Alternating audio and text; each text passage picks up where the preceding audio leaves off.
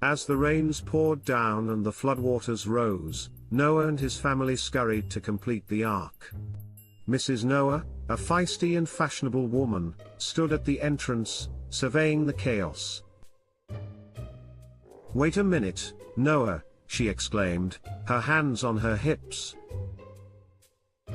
"What's that abomination you're trying to bring on board?"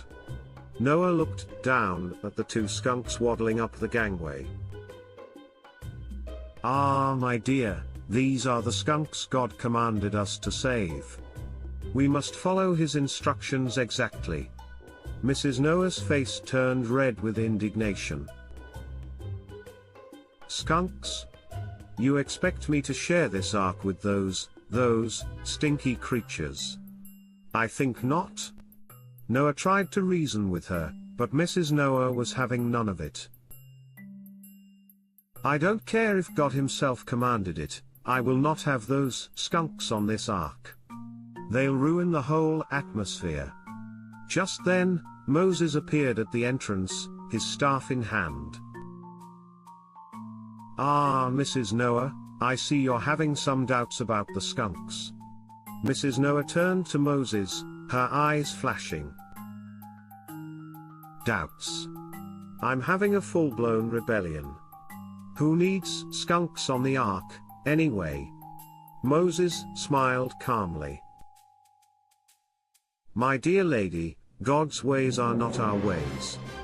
He sees the beauty in all creatures, even the skunks. And who are we to question his wisdom?" Mrs. Noah huffed, but Moses continued, "Besides, think of the skunks as a reminder of God's sense of humor. Who else but God would create a creature that can clear a room with a fragrant emission?" Mrs. Noah couldn't help but giggle at Moses' joke.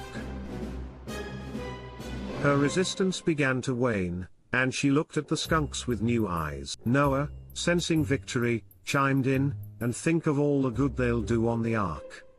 They'll keep the pests away and add a bit of character to our little community." Mrs. Noah sighed, resigned. "Fine, bring on the skunks.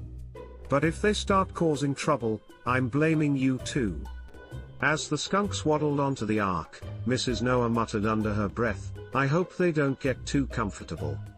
I have a feeling this is going to be a long 40 days and 40 nights."